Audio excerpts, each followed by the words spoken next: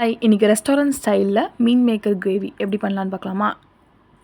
ஃபஸ்ட்டே நான் வந்து அதுக்கு தேவையான திங்ஸ்லாம் எடுத்து வச்சுட்டேன். இப்போ அடுப்பை ஆன் பண்ணிவிட்டு ஒரு பேன் வச்சிடலாம். 1 டேபிள் ஸ்பூன் அளவுக்கு ஆயில் ஆட் பண்ணிவிட்டு, ஆயில் நல்லா காஞ்சதுக்கப்புறமா வந்து ஒரு 1/2 டேபிள் ஸ்பூன் அளவுக்கு காஷ்மீரி சில்லி பவுடர் ஆட் பண்ணிக்கலாம்.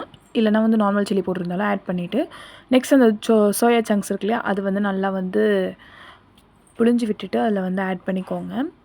மசாலாவில் வந்து ஒரு 2 மினிட்ஸ் வந்து நல்லா வந்து ஃப்ரை பண்ணி எடுத்து தனியாக வந்து ஒரு பிளேட்டில் ட்ரான்ஸ்ஃபர் பண்ணிக்கலாம். ஸோ இந்த மசாலா கிரேவி வந்து நம்ம சப்பாத்திக்கும் யூஸ் பண்ணலாம், இட்லி, தோசை ஆர் வந்து கொஞ்சம் குழம்பா வச்சுக்கிட்டா கூட நம்ம ரைஸ்க்கு கூட யூஸ் பண்ணலாம். சூப்பராக இருக்கும். இதில் வந்து குட்டி மீன் மேக்கர் இருந்தால் வந்து ஆட் பண்ணிக்கோங்க, அது வந்து நல்லாவே இருக்கும். சரி, ஓகே. நெக்ஸ்ட் வந்து ஒரு பேன் எடுத்துகிட்டு ஆயில் ஆட் பண்ணிவிட்டு சோம்பு, சீரகம், ஒரு துண்டு வந்து பட்டை ஆட் பண்ணி அது நல்லா பொரிஞ்சதுக்கப்புறமா வந்து ஆனியன் ஸ்லைஸாக கட் பண்ணி வச்சுருக்கேன், அதை வந்து ஆட் பண்ணிவிட்டு நல்லா வந்து மிக்ஸ் பண்ணி விட்டுக்கலாம். ஓகேவா? ஆனியன் வந்து ஓரளவுக்கு வந்து ஒரு கோல்டன் ஆர் கிளாஸ் பதம் அப்படின்னு சொல்லுவாங்கள்ல, அந்த மாதிரி வந்தாலே போதும். அந்தளவுக்கு நல்லா வந்து வெங்காயத்தை வந்து வதக்கி விட்டுக்கலாம். நான் வந்து அந்த கேப்பில் வெங்காயம் வதங்குற கேப்லேயே வந்து சோயா சங்க்ஸை வந்து குட்டி குட்டியாக நான் வந்து பிச்சுக்கிட்டேன். ஏன்னா ரொம்ப பெருசாக இருக்க மாதிரி இருக்கா, அதனால் வந்து பாதி பாதியாக வந்து மீன் மேக்கரை வந்து பிரிச்சாச்சு.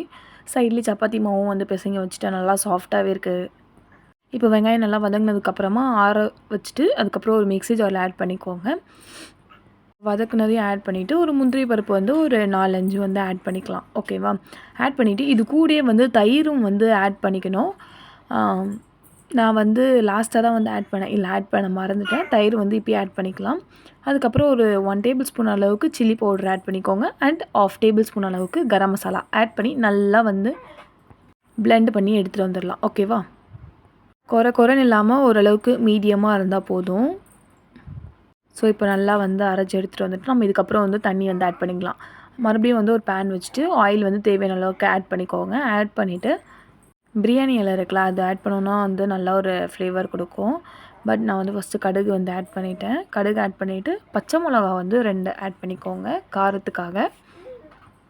இது கூடயே நீங்கள் பிரியாணி இலையை கூட ஆட் பண்ணிக்கலாம். ஓகேவா?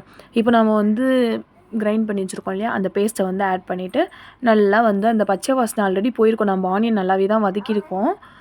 பட் இருந்தாலும் வந்து நம்ம மசாலாலாம் ஆட் பண்ணோம்ல, அந்த பச்சை ஸ்மெல் வந்து போகணும். நம்மலாம் என்ன மிக்ஸி ஜாரை சும்மாவா விடுவோம், போட்டு குலுக்கு குலுக்குன்னு கலக்கி ஊற்றிடுவோம். ஸோ வந்து அந்த மிக்ஸி ஜார் வாஷ் பண்ண அந்த தண்ணியே வந்து போதும் கிரேவிக்கு. நான் வந்து சப்பாத்தி தானே செய்ய போகிறேன். நீங்கள் வந்து ரைஸ்க்கோ இல்லை இட்லிக்கோ செஞ்சிங்கன்னா இன்னும் கொஞ்சம் வந்து தண்ணி எக்ஸ்ட்ரா ஆட் பண்ணிக்கோங்க. இந்த மாதிரி எண்ணெய் நல்லா வந்து பிரிஞ்சு வரணும். நான் சொன்னேன் இல்லையா, தயிர் வந்து ஃபஸ்ட்டே வந்து ஆட் பண்ணிக்கோங்க அப்படின்ட்டு, அது மறந்துட்டேன். அதனால் இப்போ வந்து ஆட் பண்ணிக்கிட்டேன். தயிர் ஆட் பண்ணி நல்லா வந்து மிக்ஸ் பண்ணி விட்டுக்கலாம். ஓகேவா?